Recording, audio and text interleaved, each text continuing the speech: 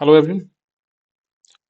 This in this class we are going to discuss GS1 Unit 1 and Sub Unit 3. तो basically हम GS1 की ही बात कर रहे हैं, उसका रिवीजन करेंगे हिमांशु जीके का। ठीक है। तो देखिए स्टार्टिंग में हमने क्या क्या चीज़ें की थी, तो उसको डिटेल में तो नहीं देख पाएंगे उतना, थोड़ा सा शॉर्टकट में ही जाएंगे क्योंकि हमें सिर्फ रिवीजन करना है। ऐसा नहीं है आपको पढ़ाना ही है, पढ़ाना तो हमने सेक्शन हमने पहले कर दिया है, तो अभी वाला सिर्फ रिवीजन है आपका। क्लियर। तो we have introduction of HPA syllabus देखा था हमने कि भैया आपका जीएस1 का पेपर है। अब जीएस1 हो गया आपका, 100 क्वेश्चन आएंगे, 200 मार्क्स का है, एप्टीट्यूड टेस्ट होगा। उसके बाद इंग्लिश का पेपर होगा और हिंदी का पेपर होगा, दोनों ही आपके क्वालिफाइंग इन नेचर हैं। इंग्लिश और हिंदी का 100 नंबर के होंगे ये, और ऐसे का पेपर होगा ये 100 नंबर का। फिर उसके बाद आपके जीएस1 का पेपर, जीएस2 का, जीएस3 का। ठीक है। 3 पेपर ये हो गए, 3 आपके ये हो गए, 2 आपके ऑप्शनल के हो गए। जो आपका ऑप्शनल होगा वही। फिर आपका 150 मार्क्स का आपका फिर इंटरव्यू भी होगा। तो टोटल मिलाकर के जो आपके नंबर होंगे दैट विल बी 900 मार्क्स, है ना। यहाँ पर 150 का आना चाहिए, 150 का। अच्छा, ठीक है। टोटल मार्क्स तो इसके हुए 150, फिर इंटरव्यू के ये भी हो गए। अच्छा चलो, जो भी है, मैंने कहा था आपको कि भैया ये टॉपर्स के मार्क्स हैं, तो इतने आप देख लीजिएगा कि आपको नंबर कितने लाने हैं मेंस में। कोई बिग डील नहीं है कि भैया आपके मेंस में इतने ना आए। अब प्रीलिम में हो सकता है किसी के ज़्यादा हैं, देखिए 140 आए हैं, यहाँ पर इनके 126 आए हैं, इनके 116 आए हैं। तो प्रीलिम तो इन सभी का हो गया था, लेकिन अगर मेंस में देखा जाए तो जिसके कम आए हैं प्रीलिम में, ऐसा नहीं है उसके मेंस में भी टोटल मिलाकर कम ही आए हैं। तो 626 आए हैं यहाँ पर, और यहाँ पर जिसके 126 आए हैं उसके 658 हैं, और 140 जिसके हैं प्रीलिम में सबसे ज़्यादा जिसके हैं उसके मेंस में सबसे कम है। इसका मतलब ये है कि आप अगर प्रीलिम क्वालिफाई कर देते हैं हाईएस्ट मार्क्स से भी, वो कहीं पर भी अफेक्ट नहीं करेगा। आपको सिर्फ प्रीलिम क्वालिफाई करना है, आपको मेरिट में नहीं जाना। इसमें मेरिट में कहाँ पर जाना है, मेंस में। जितनी मेहनत लगेगी वो मेंस में लगेगी, ना कि आपकी प्रीलिम में। प्रीलिम में सिर्फ आपको क्वालिफाई करना है कि किसी भी हद तक आपके 110 से ज़्यादा ही मार्क्स आ जाए। अगर जनरल कैटेगरी से हैं तो 110-15 तक आपके आ जाएं तो आपका प्रीलिम क्वालिफाई हो जाएगा। बस वहां पर आपको अपना हुनर दिखाने की जरूरत नहीं है कि भैया मुझे तो बहुत कुछ आता है, सब आता है मुझे, मैं टॉप करूंगा प्रीलिम में। कुछ फर्क नहीं पड़ेगा। आपने टॉप कर भी दिया तो कहीं पर वो उस चीज की बात ही नहीं आएगी कि आपने प्रीलिम में टॉप किया था। आपके सबसे ज्यादा मार्क्स से कहीं पर पता नहीं लगेगा। इसलिए ज्यादा से ज्यादा फोकस मेंस पर होगा टॉप करने में, जितना स्कोर कर सकते हैं। लेकिन प्रीलिम में आपको क्वालिफाई करना है सिर्फ, और प्रीलिम है ही आपका क्वालिफाइंग इन नेचर। वहां पर बाहर का रास्ता दिखाया जाता है, ना कि जो भीड़ है, भीड़ को बाहर करने का तरीका है आपका प्रीलिम्स। फिर मेंस में आपका सक्सेस का पता चलता है। अब देखिए इसमें भी टॉप ऐसा तो कुछ नहीं है। यहाँ पर देखिए अगर स्टार्टिंग हम देखें तो 69/100 है इंग्लिश में, और उसके बाद आप हिंदी में देख रहे हैं 55 है, तो 100 में से 55 है, एसए में 53 है, और जीएस1 में देखते हैं 90 है। 200 में से 90 मार्क्स क्या नहीं ला सकते हैं आप। और जीएस2 में क्या 200 में से 85 नंबर नहीं आ सकते हैं। जीएस3 में 200 में से 108 नंबर लाने हैं। फिर आपके ऑप्शन ऑप्शन देखिए, तो इतने का नंबर आ सकते हैं टोटल रिटर्न में। फिर आपके इंटरव्यू में नंबर लगते हैं, 119 लगे यहाँ पर 110 लगे हैं, यहाँ पर 100, इंटरव्यू में 140 लगे हैं नंबर। क्लियर। तो यहाँ पर देखिए ये वाले जो नंबर लग रहे हैं कंसिस्टेंसी नंबर लग रहे हैं। तो ये हमारा सिलेबस था जीएस का। यहाँ पर हम नहीं जाएंगे, स्टार्टिंग में आते सीधे ही emergence and growth of early medieval states. आपका कुल्लू, कांगड़ा, चंबा, ये वाले हमने देखा था यहाँ पर। ठीक है। अब सबसे पहले हमने शुरुआत की थी इसमें कांगड़ा से। कांगड़ा में हमने देखा कि the time from the 8th और 12th सेंचुरी, जो हम कहते हैं उसे मीडिएवल हिस्ट्री कहा जाता है। तो हमें इन सभी की मीडिएवल हिस्ट्री ही जाननी थी। सबसे पहले हमने देखा कि सोर्सेज कौन से हो सकते हैं मीडिएवल हिस्ट्री को जानने के। हो सकता है वो पद्म पुराण हो, मेंशन इन दैत्यास और demon, the king of Ganga, और and the ocean called Jalandhara. According to one account Jalandhar was killed by lord Shiva and his body was buried in the Kangra valley, जिसे हम कहते हैं फिर बाद में कानगढ़। और इसके 5 डिवीजन बताए गए थे, Trigarta, Chamba, Kuluta, Lahaul and area of Sutlej. तो जो हमें 5 डिवीजन मिलते हैं जालंधर खंड के, क्योंकि इसे जालंधर खंड भी कहा गया, तो 5 डिवीजन हमें मिलते हैं, त्रिगर्त, चंबा, कुलुत, लाहौल, एरिया ऑफ सतलज। तो this is Kangarh. Lord Shiva ने बिहेड किया था डेमन जालंधर को, मिथोलॉजी में ये कहा जाता है। And legend also says that the fort was built on the top of the Demons year and his feet reached Multan.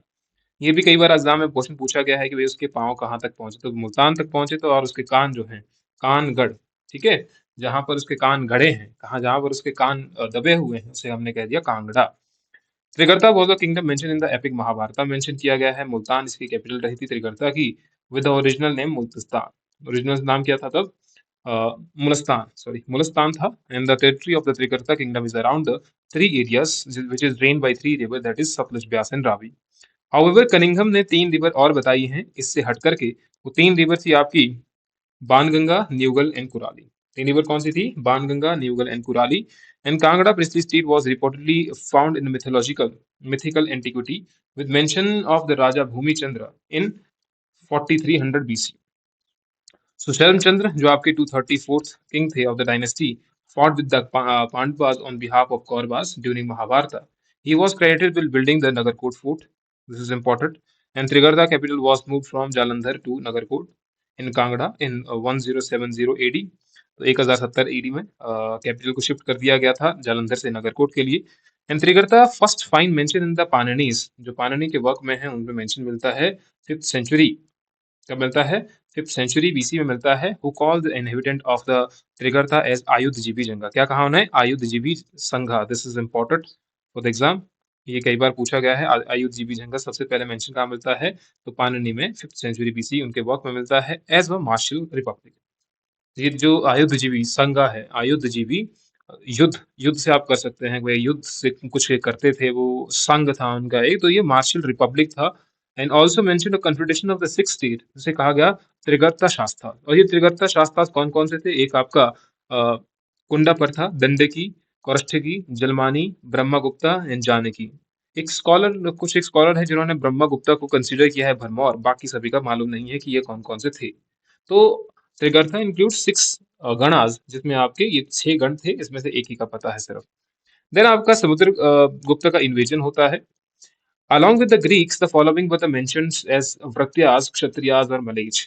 हमें मिलता है Dravida, Abhira, Sabara, Kirata, Mallavi, Sivi, Trigarta and Yaudheyas. They were mentioned as Vratyas or Kshatriyas or Malech. Historians provide multiple historical mention during the period between Panini, when Panini यानी 5th century BC में penned the existence of Trigarta in the 5th century AD. When Samudragupta invaded Trigarta and the various other kingdoms, तो उस time period में समुद्रगुप्त ने भी यहाँ पर attack किया। And then in 8th century AD, the Trigarta ruler acknowledged the supremacy of the Karakota rulers of Kashmir. This is mentioned in the Rajtarangani. ये कहाँ पर mention किया गया है? राजतरंगिणी में mention किया है। और strongest ruler of this dynasty was Lalitabaditya in Kashmir. This is important. तो काराकोटा रूलर कहाँ पर थे? कश्मीर से थे। राजतरंगिणी मेंशन की गई है कलहन के द्वारा, ठीक है। और स्ट्रॉन्गेस्ट रूलर जो इस डायनेस्टी के थे वो थे आपके Lalitaditya in Kashmir. Then we have Hiuen Tsang, यहाँ पर आ जाते हैं। Yun Tesang, after Samudragupta, the next mention of the Trigarta is from Yun Tesang, who mentioned Jalandhar as being ruled by Udito. क्या कहा इन्होंने? कि जालंधर को रूल किया गया है by Udito. And Yuan Tsang visited Jalandhar in 1635 and gave details that it was a country about 267 kilometre in breadth from the north to south.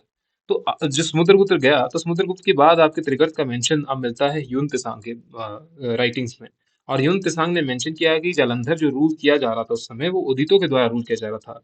और यून visited Jalandhar in 1635 AD, 635 AD में उन्होंने विजिट किया यहाँ पर। उन्होंने कहा कि ये जो एरिया है वो लगभग 267 किलोमीटर का है from north to south.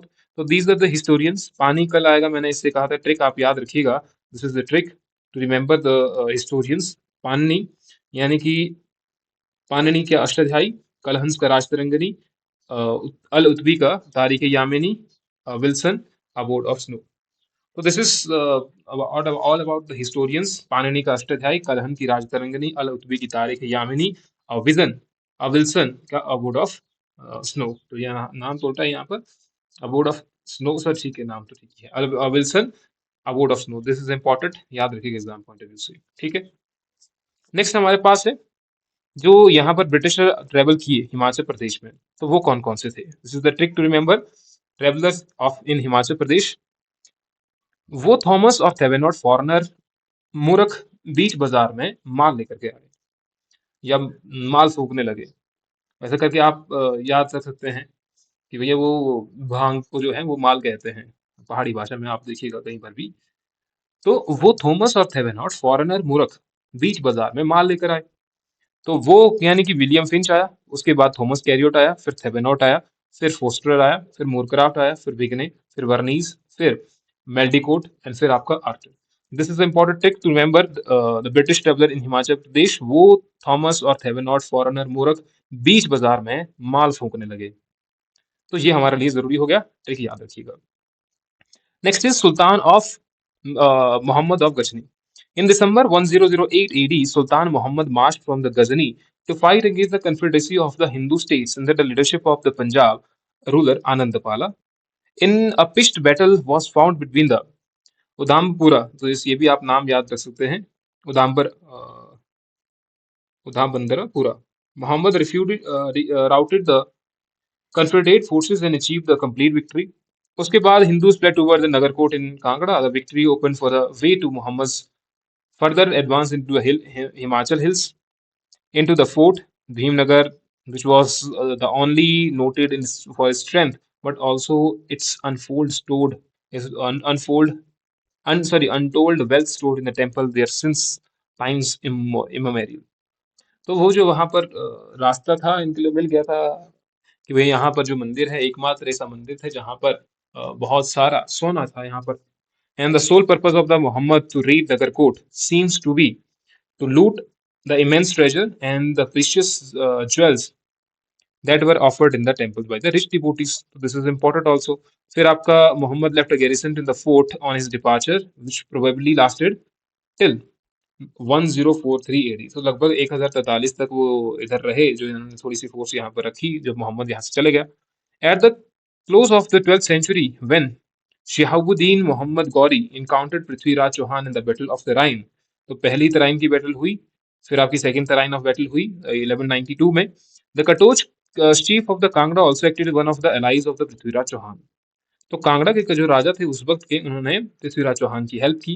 The defeat of the death of the Chauhan ruler, however, led to the downfall of the Rajput kingdom and establishment of the first Turkic dynasty in the northern India. लेकिन उसके बाद Chauhan rulers, जो पृथ्वीराज चौहान थे, वो हार जाते हैं और यहाँ पर टर्किश रूलर की डायनेस्टी का प्रारंभ हो जाता है। The first two dynasty of the Delhi Sultanate, that is the Slave and the Khiljis, never paid much serious attention to the Punjab hills. तो जो पहली दिल्ली सल्तनत की जो दो यहाँ पर ये डायनेस्टीज थी, उसमें से स्लेव डायनेस्टी और खिलजी डायनेस्टी ने उतना ज्यादा ध्यान नहीं दिया हिल्स की तरफ को। एंड मोहम्मद बिन तुगलक उसके बाद आए।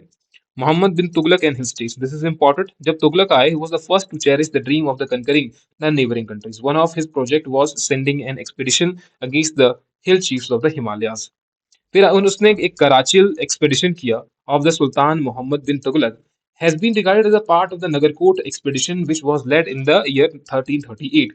यहाँ से क्वेश्चन कई बार पूछा गया, मान लीजिए डायरेक्टली क्वेश्चन आ सकता है कि जब उसने नगरकोट पर आक्रमण किया तो that was the part of which expedition, his Karachil expedition of the sultan Mohammad bin Tughlaq, तो जो 1338 में हुआ। The account of the Karachil expedition has been given by the Badr Chach in his कासिड्स under the title Fateh Qila in Nagarkot. This is important, याद रखिएगा। तो फतेह एक नगरकोट में ये जिक्र किया गया है कराची एक्सपीडिशन का बाई बदर चाच, ये हमने कर रखे हैं, ठीक है। During this expedition Kangra was ruled by Prithvichand, the state was regained by the Purmachand in 1358। लेकिन स्टेट को फिर से रीगेन किया गया पूरबचंद के टाइम पीरियड में, और ये घटना हुई है, ये दिस एक्सपीडिशन जो या कराची वाला एक्सपीडिशन हुआ था, ये पृथ्वीचंद के टाइम पीरियड में हुआ था। जब मोहम्मद बिन तुगलक ने अटैक किया तो उस वक्त कांगड़ा का राजा कौन था, तो पृथ्वीचंद था। लेकिन इसको वापस पूरबचंद के टाइम पीरियड में इसको वापस गेन कर लिया जाता है। देन उसके बाद है सुल्तान फिरोज तुगलक और कांगड़ा। तो कई बार हमारे पास क्वेश्चन आ जाते हैं कि भैया relation between Kangra hills and Tughlaq dynasty के बीच में क्या आपके उनके बीच में क्या रिलेशन थे। तो फिरोज शाह तुगलक आया फिर।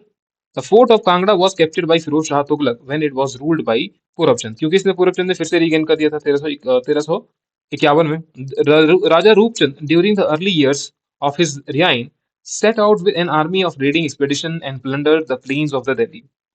जब वो वापस आ रहा था लूट करके वहां से, तो उससे वहां पर रास्ते मिल जाता है सुल्तान ऑफ कश्मीर जिसका नाम था शाहबुद्दीन। वो रूल कर रहा था कश्मीर में, और कटोच किंग इसके साथ एनकाउंटर हो गया। दोनों लड़ते हैं, लेकिन कांगड़ा के राजा रूपचंद की हार हो जाती है और उसे सारा के सारा जो पैसा है वो शाहबुद्दीन को देना पड़ता है। To bring back the Katoch raja Rupchand to submission Firoz Shah Tughlaq decided to undertake a military expedition to of Kangra. अब देखिए जब ये पता चलता है सुल्तान फिरोज शाह तुगलक को, उसने सोचा कि भैया कोई हिल स्टेट का राजा है जो यहाँ मैदानी इलाकों तक पहुंच रहा है अटैक करने, और यहाँ से अटैक करके फिर वापस चले जाता है, इस पर अटैक करना पड़ेगा। So finally, Firoz Shah Tughlaq invaded Nagarkot and besieged the fort with his army in 1365 AD. We find the reference of this invasion in Tarikh Firoz Farishta and Tarikh Firoz Shahi. तो दोनों में हमें ये जिक्र मिलता है, ऐसा ना हो कहीं आप एक ही को लेकर के चलें, हमें दोनों में जिक्र मिलता है। After the submission of the Raja of Nagarkot, Sultan Firoz Tughlaq decided to visit the temple of Jwalamukhi, जाता है वो, with the view to uh, desecrate the idol on demolishing the temple and obtain its treasures as well as the rich collection of the manuscript. It is stated that the temple contained a unique collection of 1300 books on various subjects. तो यहाँ से वो बहुत सारी books को ले जाता है, लगभग 1300 बुक्स को ले जाता है, हिंदू बुक्स को लाइब्रेरी से यहाँ से, and Sultan took possession of the few and ordered one of these books to be translated into Persian. They dealt with the philosophy, astrology and divination, and it was titled Dalail e Firoz Shahi. This is important कि उसने यहाँ पर जो books ली थी उसको ने Persian में convert कर दिया। किस चीज से वो बुक्स रिलेट करती थी? तो फिलोसफी एस्ट्रोलॉजी से रिलेट करती थी। And this translation was done by Izzuddin Khalid खानी। ये भी क्वेश्चन आ चुका है कि किसने ये ट्रांसलेशन की थी। तो translation was done by Izzuddin Khalid खानी। राजा रूपचंद की मृत्यु होती है 1375 में। He was succeeded by his son, इनका नाम था संगारा चंद। फिर ड्यूरिंग फिरोज शाह एल्डेस्ट, जो इनके फिरोज शाह के पीरियड में आप देखेंगे, इनके जो एल्डेस्ट सन थे जिनका नाम था Naseeruddin, was driven away from Delhi by his two cousin। जो दिल्ली में जो दो कजन थे उसके, उनके द्वारा इन्हीं की बेटी नसीरुद्दीन को वहां से भगा दिया जाता है, क्योंकि लड़ाई तो थ्रोन की थी, भी हमें राजगद्दी पर बैठना है। टुक शेल्टर एट द नगरकोट। तो नगरकोट में वो शेल्टर लेते हैं, कौन? नसीरुद्दीन यहाँ पर शेल्टर लेते हैं till the end of 1389। And in 1390 में ही assumed the throne under the name of Mohammad Shah. तो उसके बाद वो दिल्ली जाते हैं और मोहम्मद शाह के टाइटल से राजगद्दी पर बैठ जाते हैं। And this is all about the relation between Kangra ruler and the Tughlaq dynasty. Very important, ठीक है। ये आपके वही नोट्स हैं जो प्रिंटेड नोट्स हैं, क्लियर। जो प्रिंटेड नोट्स हैं उसी के ये हैं। अगर आप जो क्लासेस में नहीं है स्टूडेंट वो देख रहे हैं इस वीडियो को, तो ये प्रिंटेड नोट्स आप घर मंगवा सकते हैं, क्लियर। वी हैव, यहीं से आपका मेन से क्वेश्चन आते हैं, चाहे वो अलाइड हो चाहे वो एचएस में हो, कि बताइए कांगड़ा रूलर और तुगलक के बीच में क्या रिलेशन थे। क्या लिखेंगे आप उसमें? तो इस तरीके के आप रिलेशन लिखेंगे। फिर आप लिखेंगे भैया पृथ्वी चंद के टाइम पीरियड में क्या हुआ, रूपचंद के टाइम पीरियड में क्या हुआ, Mughal respect in diplomacy, and then be a shift in the leadership of the external threats. तो कैसे करके ये यहाँ पर रिलेटेड थे, आप कर लीजिएगा इसको। We have Timur invasion in Kangra. अब तैमूर का इन्वेजन होता है 1398 के आसपास। He attack the Shivaliks on his journey in 1398, 99 है कहीं पर मेंशन, कहीं पर 1388 भी मेंशन है, क्लियर। तो he passed near Nagarkot, Nurpur to Jammu, ठीक है। He invaded the Kyarda Doon valley of Sirmaur and Hindur. That time Alam Chand was the Raja of Hindur who helped Taimur in his invasion. He was Turk-Mongol conqueror who founded the Timurid dynasty in the Central Asia। तो central Asia में Timurid dynasty की नींव रखी जाती है bye Taimur. तो Taimur attack करता है in India in 1398 during the reign of the last Tughlaq Nasiruddin Mohammad Shah, जो हमने अभी देखा। During this time Kangra ruler was Raja Meghchand. Important, a reference of Nagarkot occurs in the Timur's mention. कहां पर मेंशन मिलता है नगरकोट का? तैमूर ने मेंशन किया है मलफूजात ए तैमूरी, वहां पर मेंशन किया गया है नगरकोट का। तो ऐसे तो देखिए 1398 में अटैक करता है भारत पर, लेकिन जब वो वापस जा रहा होता है तो कई बुक्स में लिखा है कि 1398 में उसने हिमाचल पर अटैक किया। तो हिमाचल पर वो कैसे ही अटैक करेगा 1398 में? तो पहले वो भारत में अटैक करता है।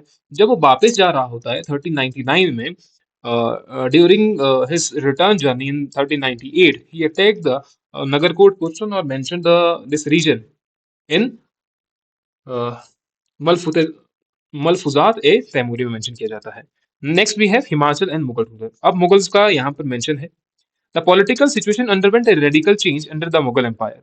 1526 में बाबर डिफीट कर देता है and killed Ibrahim Lodi and founded the Mughal rule in India which considerably change the position of the states. तो 1526 में यहाँ पर अटैक कर देता है। आप देखे हैं बाबर, पान खाओ चांद के घर, पानीपत, खानवा, चंदेरी, और आपका हो गया एक लास्ट वाला चांद के घर घाघरा। तो ये युद्ध उसके द्वारा लड़े जाते हैं, वो सारे के सारे जीत जाता है। Among Mughal ruler, Akbar the grandson of the Babur was the first to plan the conquest of the Kangra fort, and this is important, कई बार मेंशन किया जाता है कि सबसे पहले उसने मेंशन कहाँ पर किया था। ठीक है, अच्छा हम यहाँ पर गए थे, हिमाचल एंड मुगल्स। तो उसके बाद है आपका मोहम्मद बाबर आया, फिर आपका हुमायूं, शेर शाह सूरी बीच में आ गया, हुमायूं, फिर अकबर। तो ये हमें एक सीक्वेंस तो याद रखना ही, जो स्टार्टिंग के आपके रूलर थे, सबसे पहले आपके बाबर, ठीक है, बीच में आपका आ जाता है, फिर उसके बाद हुमायूं आ जाता है। हुमायूं का टाइम पीरियड है 2, क्योंकि बीच में शेर शाह सूरी, सू डायनेस्टी यहाँ पर आ जाती है, हुमायूं फिर से आता है, फिर अकबर आ जाता है। उसके बाद हम देखते हैं, तो first we have the Lodhis and the Kangra, Sikandar Lodhi. अब local tradition in Kangra associate sacred places, जैसे आपका सिकंदर धार है, ठीक है, एक मिनट जरा देखते हैं इसको। Sacred places with the six sultan Lodhis, Sikandar Lodhis visit and his iconoclastic activities, classic activities. Sikandar Lodi's religious policy, which might have seen as anti-Hindu, which have caused issues in the hills areas. Ibrahim Lodi and Babur invasion. During Ibrahim Lodi, आप देखेंगे कि Punjab hill area gained historical significance due to Babur invasion. Babur conducted 5 invasion of Hindustan with only 4 directed toward the Hindustan proper. 1519 में बाबर ने capture किया बजौर को and setting the stage of the subsequent invasion. सबसे पहले 1519 में, ये वही वही वाली कहानी है आपकी बाबर वाली। फिर 1525 में बाबर ने एस्टेब्लिश किया outpost at Lahore, Sialkot, and then proceeded toward Delhi via Malaut near Kangra. This is important कि और उसने अपना जो ये सेटअप है ये कहाँ पर किया था, तो मलाउट मलाउट नियर कांगड़ा। तो अगर बाबर का हिमाचल प्रदेश से कुछ जिक्र आया है तो सबसे पहले यहीं पर वो जिक्र आया है कि मलाउट नियर कांगड़ा उसने अपना एक आउटपोस्ट सेटअप किया, या वो आपका पहले आउटपोस्ट सेटअप किया यहाँ लाहौर में, सियालकोट में, उसके बाद उसने सेटअप किया यहाँ पर। तो ये एग्जाम में पूछा गया है। दौलत खान पंजाब का गवर्नर था and his son Ghazi Khan sought refuge in the forest below Kangra as Babur approached. Then Babur captured Kangra fort and imprisoned Daulat Khan, but there is no evidence of the direct engagement with the Raja of Kangra. तो राजा of Kangra के साथ किस तरीके से वो उसके relation रहे होंगे उसका जिक्र कहीं पर मेंशन नहीं है, या उसने कांगड़ा पर अटैक किया होगा, नहीं। तो उस समय इब्राहिम लोधी था, दौलत खान लोधी था आपका, तो दौलत खान को बेशक वो इम्प्रिजन करता है। In 1526, Babur defeated and killed Ibrahim Lodi, establishing Mughal rule in India, significantly altering the dynamics of Himachal hill states. And next we have key impact of Himachal hills. क्या पढ़ा? The Mughal ruler Babur's successor marks a significant shift in the power dynamics of Himachal hill states. The events surrounding Babur's invasion had lasting consequences for the region's political landscape. Then Himachal और Mughal rule में क्या था? अब the political and administrative structure of Himachal Pradesh hill state underwent a significant change during Mughal rule. यहाँ से ये किसके लिए है, ये आपके मेंस के लिए जरूरी है। जब आप शुरुआत करेंगे कि क्या चेंजेस आए होंगे जब यहाँ पर मुगल ने या स्टार्टिंग उन्होंने किस तरीके से की होगी, तो यहाँ हम देखते हैं कि जब मुगल्स का अटैक हुआ तो यहाँ के पॉलिटिकल और एडमिनिस्ट्रेटिव स्ट्रक्चर में चेंज आया, हिल स्टेट के भी चेंज आया। The Kangra hill held particular significance due to the wealth and the sanctity associated with the famous Jwalamukhi temple. और आपका जो कांगड़ा का टेम्पल था और कांगड़ा का किला था, historically Kangra faced plunders by various rulers like sultan Mohammad of Ghazni and sultan Mohammad Tughlaq and Firoz Tughlaq due to its wealth. Despite these raids, the annexation of the Kangra Hills wasn't seriously considered, partially because of the inaccessibility of terrains and the focus of the Sultan on subjugating the plains. And subsequently क्या होता है कि consequently क्या होता है कि the hills of the Himachal remained largely independent due to the Sultan period and they didn't attract significant attention from the Delhi Sultans. तो जो शुरुआती दौर था, शुरुआती दौर में उतना ज्यादा इम्पैक्ट इनको देखने को नहीं मिलता है, लेकिन फिर भी हम देखते हैं कि यहाँ की जो वेल्थ थी, यहाँ की जो लैंडस्केप था, वो तो एक तो इन्फ्लुएंस कर ही रहा था वो दिल्ली वाला, लेकिन स्टार्टिंग वाले टाइम पीरियड में नहीं कर रहा था। बाद बाद में हम देखते हैं कि हिल स्टेट और ज्यादा मोमेंटम या और ज्यादा वो जो फोकस है वो गेन करने लगे थे दिल्ली के दरबार से। Mughal rule and transformation under the great Mughals, particularly starting from the reign of Akbar, there was a radical change in the political situation. ये आप मेंस में मेंशन करेंगे, इंपॉर्टेंट है। Akbar's era is notable not only for the military expansion but also for the synthesis of religious and cultural. तो सिर्फ आपका ये ऐसा नहीं है उसने अटैक ही किया था अकबर के टाइम पीरियड में, फिर उसने रिलीजन और कल्चर को भी स्प्रेड करना शुरू किया था। It marks the emergence of new culture phenomena which traditional Indian culture blended with the sophistication of Persian court life. तो जैसे यहाँ पर पर्शियन कोर्ट लाइफ हो, चाहे वो आपका एक न्यू कल्चरल फिनोमिना हो, ट्रेडिशन हो, वो स्टार्ट होना शुरू हो जाता है अकबर के टाइम पीरियड में। And the period saw significant evolution the cultural and administrative aspect shaping the socio economic socio political landscape of Himachal and surrounding regions. And next we have what is the Akbar and his engagement with the Kangra. And first we have defeat of Sikandar Shah Sood. ठीक है, उसके बाद sorry उसके बाद है सिकंदर शाह सूरी। तो अकबर का time period कैसे था आपका? अकबर थ्रोन में बैठता है 1556 में and Punjab was under the rule of Sikandar Shah Suri, a Neiphiu of Sher Shah Suri. क्योंकि बीच वाले टाइम पीरियड में आपका हुमायूं वाले स्टोरी से तो आपको कुछ रिलेटेड है ही नहीं, है ना? बीच वाले में यहाँ पर जब हम देखें तो यहाँ पर बीच में ये हुमायूं आ गया था, है ना? ये बीच में हुमायूं आ गया था, उसके बाद ही आपका शेर शाह सूरी आया बीच में। तो हुमायूं के टाइम पीरियड में ऐसा कुछ नहीं था हिल स्टेट्स में। लेकिन जब अकबर राजगद्दी पर बैठता है, तो जब अकबर राजगद्दी में बैठा तो शेर शाह सूरी यहाँ पर रूल कर रहा था राजगद्दी, सॉरी शेर शाह सूरी उस वक्त क्या था? नेफ्यू ऑफ शेर शाह सूरी, सिकंदर शाह उस वक्त पंजाब का गवर्नर था। However, Sikandar Shah Sur faced significant challenges when he was defeated by the Mughals at Sirhind. Following this defeat Sikandar sought refuge in the Shivalik hills. तो सिकंदर शाह जो है वो चले जाता है शिवालिक हिल्स में, particularly around the Nurpur and Kangra. The stronghold he chose was the formidable fort of Maokot. तो कहां पर उसने रिफ्यूजी ली? तो वो माओकोट के फोर्ट में उसने रिफ्यूजी ली। However the Mughals under the command of Abdul Qasim besieged the fort and it was eventually surrendered to them in July 1557. This surrender significantly strengthened Mughal authority in the Kangra Hills, marking the pivotal moment in the region's history. तो अबुल कासिम को भेजा गया command लेकर के, ये आपने याद रखना है किसको भेजा गया था अटैक करने के लिए, जब सिकंदर शाह जो है वो पहाड़ों में या शिवालिक हिल्स में अपने ये चले जाता है, कुछ एक रिफ्यूजी लेने चला जाता है, क्योंकि उसे डर था कि भैया कहीं उसके मार ना दिए जाए। उसके बाद Akbar interest in the Kangra hills, कैसे उसका इंटरेस्ट हुआ? Akbar's interest in the affairs of the Kangra Hills was not merely a passing concern, but a deep-seated fascination that began during the childhood and continued to grow over time. ऐसा नहीं था कि वो सीधे ही आ गया ख्याल कि भैया हाँ चले जाते हैं अटैक करने, नहीं। It was a deep seated fascination कि भैया काफी पुराने समय में वो चाहता था कि हम वहां पर जाएं अटैक करें या कुछ ऐसा मन में होगा। और फिर बाद में जाकर के वो कहानी भी सुनता है, हमने लास्ट में वो डिस्कस किया था, अकबर ने जब ट्राई किया था ज्वालामुखी की जो जोत है उसको बुझाने के लिए, और वही चीज आपको याद रखनी है जहां पर गिरिराज की न्यूज़पेपर में हमने ये न्यूज़ पढ़ी थी। क्लियर?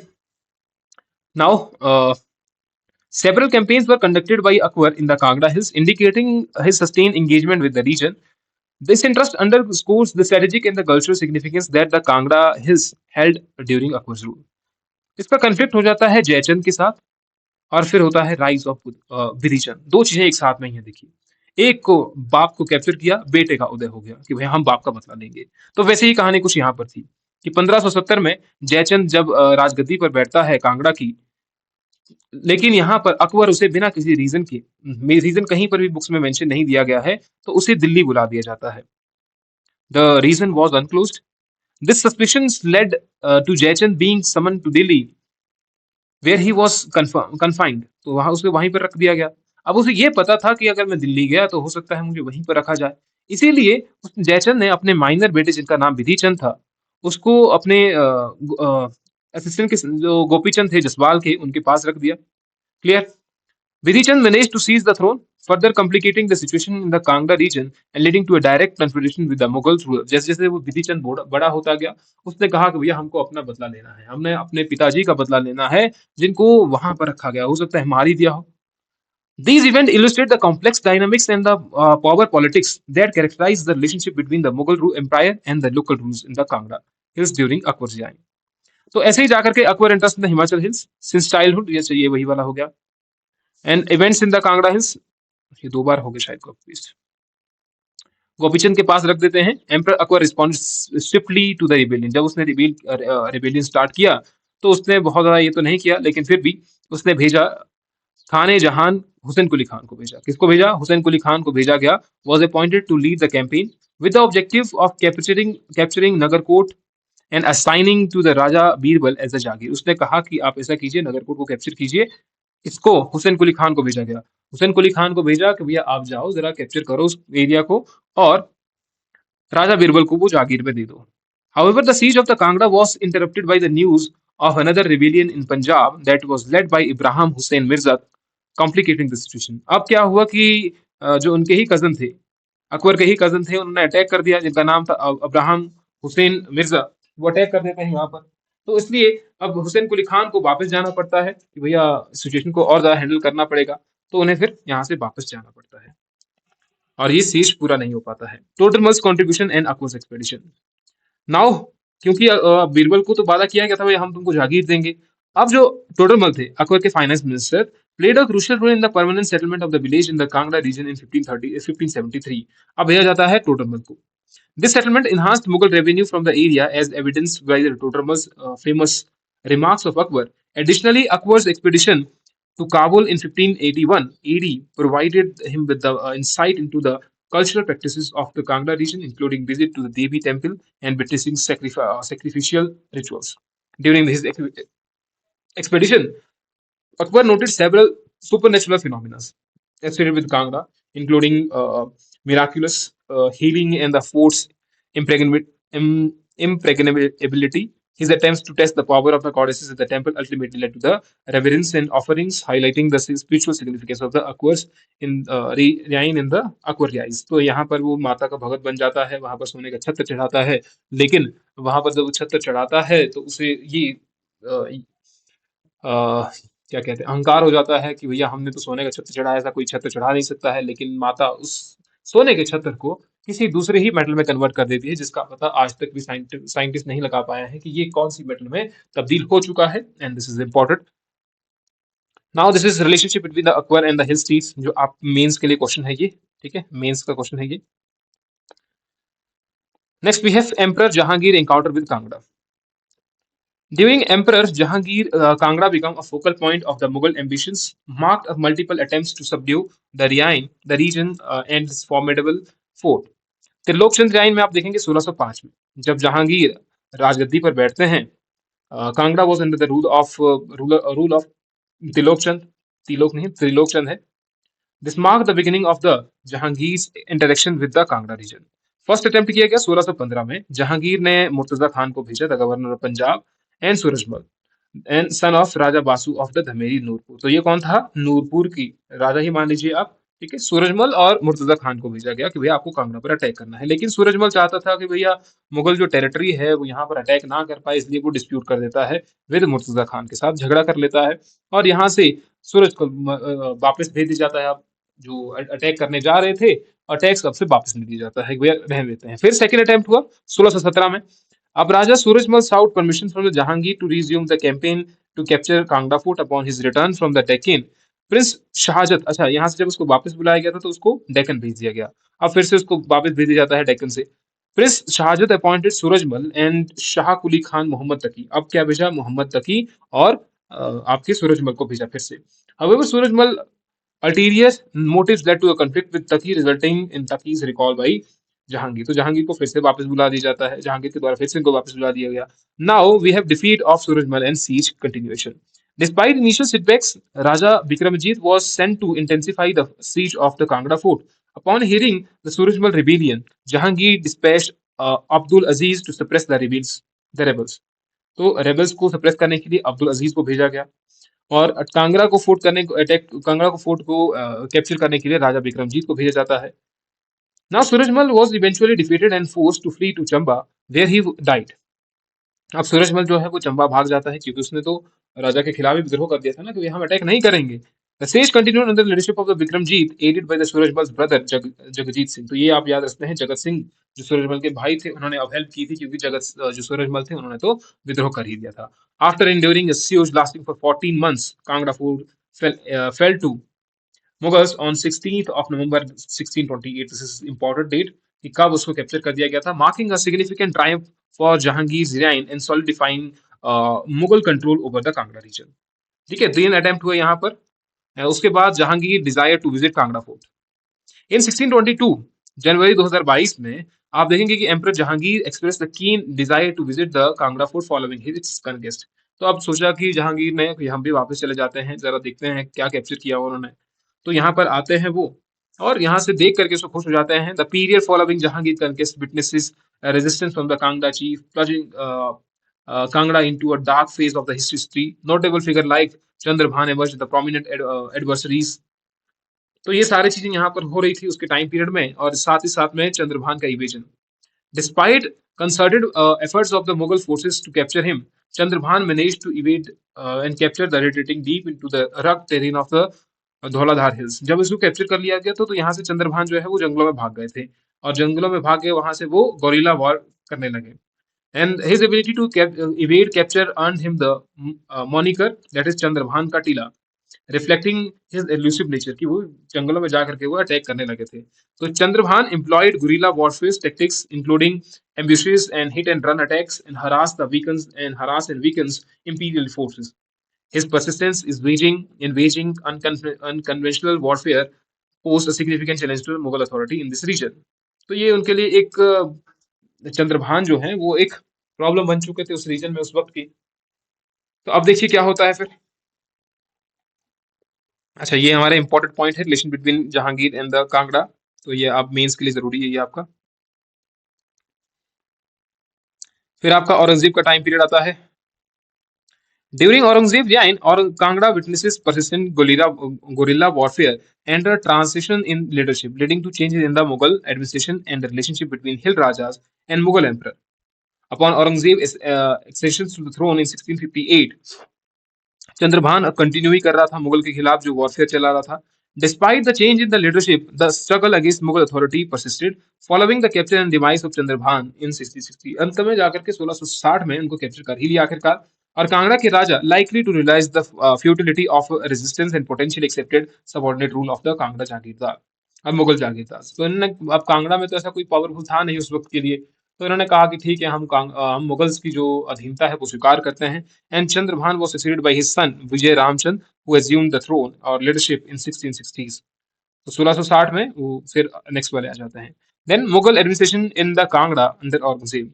तो औरंगजेब के टाइम पीरियड में हम देखते हैं विजय रामचंद्र इंपीरियल कोर्ट में, but upon his refusal Mughal administration in the Kangra fell under the control of the official that is like Sayyid Hussain Ullah Khan और Hasan Abdullah Khan Pathan and Nawab Sayyid Khadil Ullah Khan. This mark the shift in the governance of the Kangra under Mughal rule.